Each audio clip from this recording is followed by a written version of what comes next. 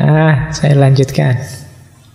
Inilah nanti gagasan umumnya tentang pendidikan, yang puncaknya adalah retorika. Yang pertama, mengapa sih harus pendidikan yang dipuncai di retorika? Ya karena manusia itu seperti sering saya bilang bukan makhluk yang langsung pinter, langsung bisa. Kata Quintilianus, manusia itu makhluk kognitif, makhluk emosional, dan sekaligus impulsif.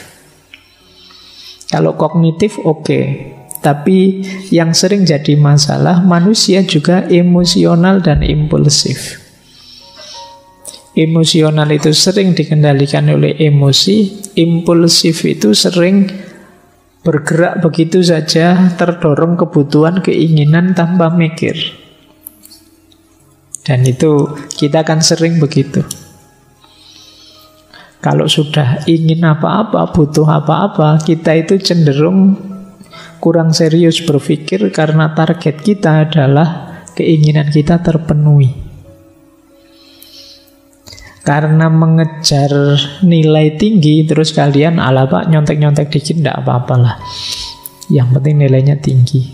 Copy paste nyari di Google tidak apa-apa, dosennya tidak akan tahu. Sekarang ada ChatGPT, santai saja lah pak. Itu manusia terdorong oleh kebutuhan. Biasanya kita itu terus tidak terkontrol. Kognisinya dipakai untuk menjustifikasi hal-hal yang tidak terkontrol tadi. Ya kayak alasan kita tiap hari, alah pak manusiawi lah pak. Nah, kita kadang-kadang sering pakai alasan yang seperti itu.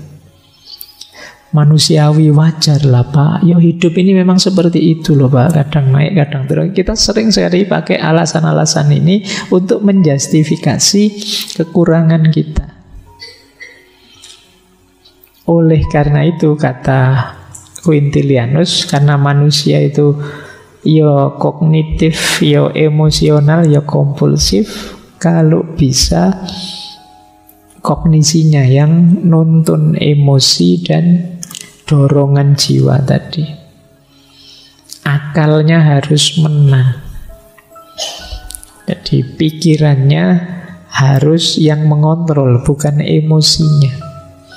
Disinilah nanti perlu pendidikan, perlu sekolah. Baik.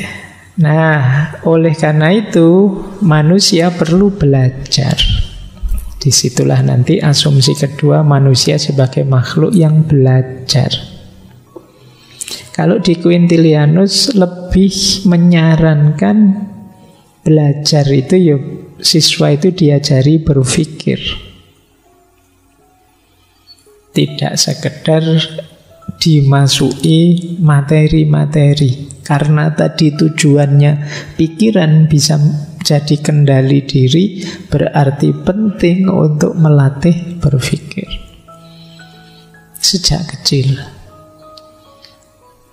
Jadi ini mungkin jadi tantangan kita ya, karena biasanya yang sering dikritik di pendidikan misalnya di Indonesia itu kan lebih fokus pada materinya. Lebih banyak hafalan ini, hafalan itu. Bahkan pelajaran IPA pun hafalan. Matematika kadang yo hafalan. Kok matematika hafalan? Hafalan rumus, Pak. Matematika hafalan. Jadi kadang-kadang begitu. Jadi kurang terasah cara kemampuan berpikirnya. Ini jadi tantangan kita.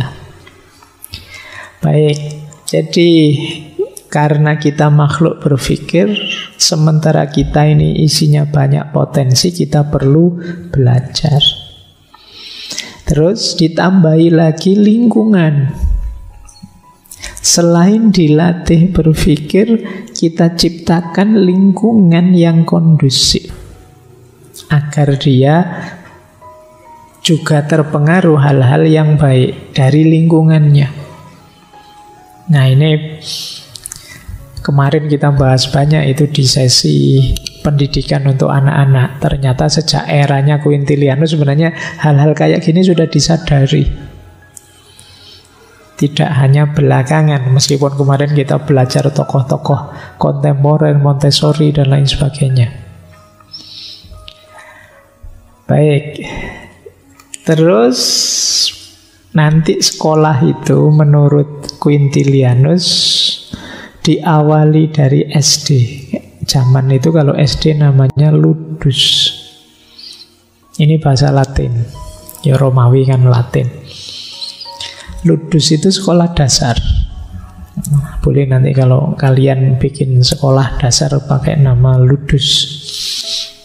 Bahasa Latin. Dari usia 7 tahun. Yang antara lain di usia ini dilatih cara berpikir tadi. Yang kedua, gramatikus.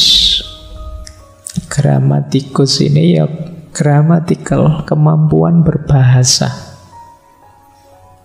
Setelah itu usia 13-an tahun. Setelah itu baru retorika.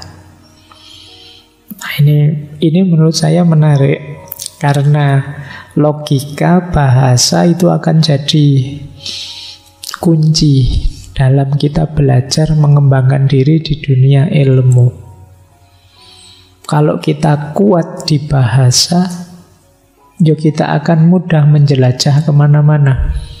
Baca buku, mendengarkan orang bicara, dan lain sebagainya. Termasuk kalau kita menguasai banyak bahasa, itu kan lebih mudah lagi. Kendalanya teman-teman hari ini mungkin banyak yang di bahasa. Begitu saya bilang, tapi ini referensinya bahasa Inggris ya. Terus kamu, wah bahasa Inggris Pak, terjemahnya ada nggak Pak? Jadi kan langkah kita terbatas. Begitu kita lemah di bahasa, apalagi bahasa Arab. Baik, jadi bahasa penting ya sebelumnya kemampuan logik. Ketika logika jalan, bahasa jalan, kita bisa mengupgrade diri kita dengan lebih cepat. Baca sendiri, menggali sendiri, tapi tidak ditelan begitu saja karena akal kita jalan. Bisa menganalisis, bisa memilah, bisa merinci, dan lain sebagainya. Maka saran saya untuk teman-teman, meskipun kalian sudah tidak 7 tahun lagi dan tidak 13 tahun, boleh diulang prosesnya.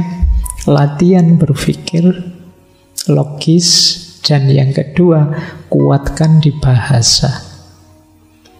Sekarang apalagi fasilitas-fasilitas kan banyak. Kalau zaman saya dulu ingin bisa bahasa Inggris ya nyari kursusan. Sekarang gratisan banyak, kalian bisa cari di YouTube, bisa cari internet, program ini, program itu. Latihan-latihan juga banyak hari ini. Coba kalian asah dirimu ya di bahasa. Bahkan mungkin kalian bisa diam-diam nambah bahasa apa gitu. Tidak cuma Inggris, tidak cuma Arab. Mungkin kalian, Pak saya kok tiba-tiba ingin belajar bahasa Jepang ya Pak, bahasa Korea ya Pak. Boleh. Kalian latih dirimu kaya di bahasa. Dulu para founding fathers, para pahlawan pelopor pendiri negara itu kan banyak yang punya skill bahasa dari berbagai bahasa. Jadi ada yang Inggris, Arab, Spanyol, ada bahasa Portugis, Belanda, itu dulu banyak yang bisa begitu. Sekarang mulai menipis. Banyak beasiswa-beasiswa yang kurang peminat karena syaratnya TOEFL sekian ratus itu kan, terus kalian mundur gara-gara itu. Padahal mungkin dari sisi kapasitas, kemampuan, keilmuan mungkin kalian luar biasa, tapi begitu bahasanya lemah, kalian terkendala di situ. Maka yang semester-semester awal mumpung masih ada waktu, kalian perkuat ya bahasa dan logika. Yang semester akhir ya saya tidak berani. Karena nanti kalian alasannya, kok tidak lulus-lulus ya, saya sudah semester akhir sama Pak Faiz malah disuruh kursus bahasa Inggris. Tambah tidak lulus-lulus nanti kamu alasan gitu. Tapi ya silahkan kamu perkuat. Tetap, karena kuncinya ya seperti Quintilianus ini, sejak SD kemampuan berpikirnya di-upgrade. Kemudian umur 13-an, ya ini palingnya usia-usia SMP itu dikuatkan di bahasa. Setelah itu baru retorika. Yang retorika itu pintu masuknya moral, akhlak. Setelah moral, akhlak, terus semua ilmu yang lain yang berkaitan. Karena orang menyampaikan sesuatu itu kan ya tergantung bidangnya. Mungkin ngomong politik, mungkin ngomong ekonomi, mungkin ngomong agama, itu ya nanti jadi banyak bidang. Tapi sebelumnya sudah punya alat logika dan bahasa serta retorika. Jadi kuasai 3 ini ya teman-teman. Logika, bahasa, dan retorika. Masa depanmu akan lumayan nanti. Karena masih banyak orang nyari yang punya di 3 keahlian ini.